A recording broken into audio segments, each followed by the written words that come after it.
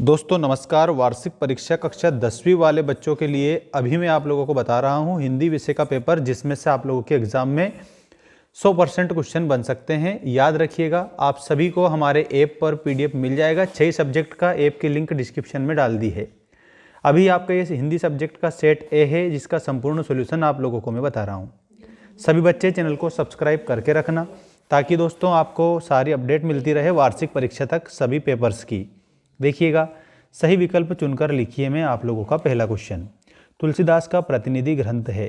साथियों, तुलसीदास राम भक्ति शाखा के प्रतिनिधि कवि हैं और तुलसीदास जी का प्रतिनिधि ग्रंथ रामचरितमानस है। रामचरितमानस की भाषा अगर आपसे पूछते हैं तो आप लोगों को बताना है अवधी भाषा है। रामचरितमानस में 7 कांड है, ये बात आपको याद रखना है। नेक्स्ट क्वेश्चन है, सीता के विवाह की स्वयंवर में शर्त रखी गई थी, तो यहाँ पर शिव धनुष तोड़ने की शर्त रखी गई थी। अगला क्वेश्चन देखिए, जीवन का खंड चित्रण किस में होता है? तो खंड चित्रण होता है और वो होता है दोस्तों खंड काव्य में, ठीक है। और अगर समग्र चित्रण होता तो वो महाकाव्य हम कहते हैं उसको, लेकिन खंड चित्रण होता है, इसका मतलब खंड काव्य है। नेक्स्ट है, एकांकी में कितने अंक होते हैं? तो एकांकी में याद रखिएगा 1 अंक होता है। रचना के आधार पर वाक्य के कितने प्रकार है? तो रचना के आधार पर दोस्तों वाक्य के कितने प्रकार होते हैं? 3 प्रकार होते हैं, साधारण या सरल वाक्य, मिश्र वाक्य और संयुक्त वाक्य। नेक्स्ट क्वेश्चन है, सांप के डर से घबराए भोलानाथ कहाँ जाकर छिपे थे? तो यहाँ पर आपको याद रखना है माँ के आंचल में जाकर छिपे थे वो। यहाँ पर आपको ऑप्शन नंबर 2 करेक्ट लिखना रहेगा। इसके बाद में आपका अगला प्रश्न है दोस्तों, प्रयोगवाद के जनक माने जाते हैं। तो अज्ञेय जी प्रयोगवाद के जनक माने जाते हैं। वीर रस का स्थायी भाव है, तो दोस्तों वीर रस का स्थायी भाव उत्साह होता है। आपको उत्साह इसमें बताना है।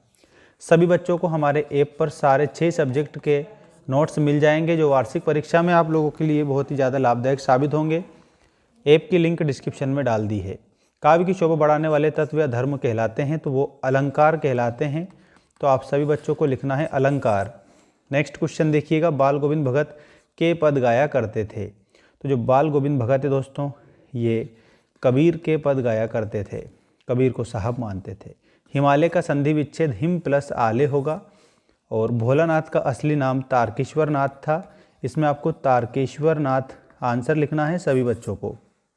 अब मैं आपको सत्य असत्य बता रहा हूँ, बने रहिए मेरे साथ में, क्योंकि मैं जो बता रहा हूँ ना आप लोगों का 100% रियल पेपर है, जिसमें से आपकी परीक्षा में 100% क्वेश्चन बन सकते हैं।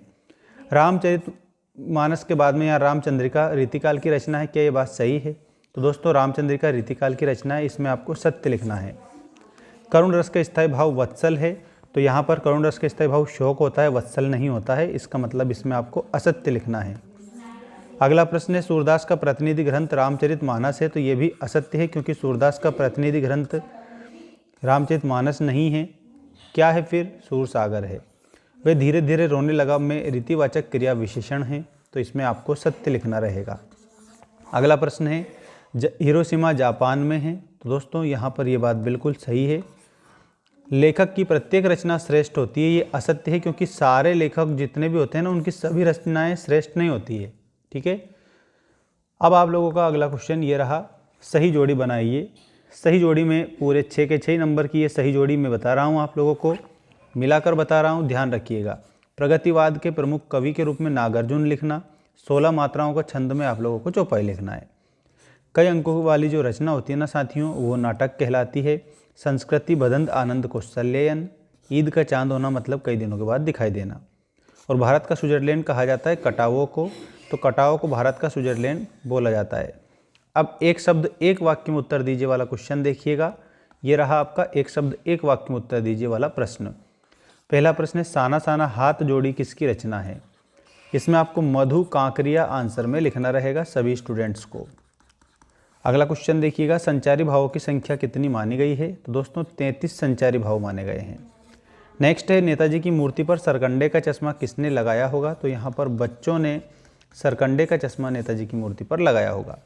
आँख का तारा होना का क्या अर्थ है? तो इसमें लिखना बहुत प्यारा होना, ठीक है। यहाँ आपको लिखना है बहुत प्यारा होना, ये सही है। अगला है, शब्द गुण कितने प्रकार के होते हैं? तो 3 प्रकार के होते हैं, माधुर्य, ओज और प्रसाद। भोलानाथ के पिता गंगा में आटे की कितनी गोलियां प्रवाहित करते थे? तो 500 गोलियां प्रवाहित करते थे। यहाँ पर आपको 500 लिखना है सभी बच्चों को, ठीक है। 500 आप लोगों को इसमें आंसर करना है। बाकी अगर आप लोगों को इसमें पूरा ये PDF चाहिए तो इसके लिए आप हमारे ऐप को डाउनलोड कर लेना। सभी बच्चों के लिए हमारे ऐप पर पूरा PDF उपलब्ध है, डाउनलोड कर लेना सभी बच्चे अच्छी तरीके से, और अच्छे से अच्छे नंबर आपके आएंगे। Best of luck for your examination.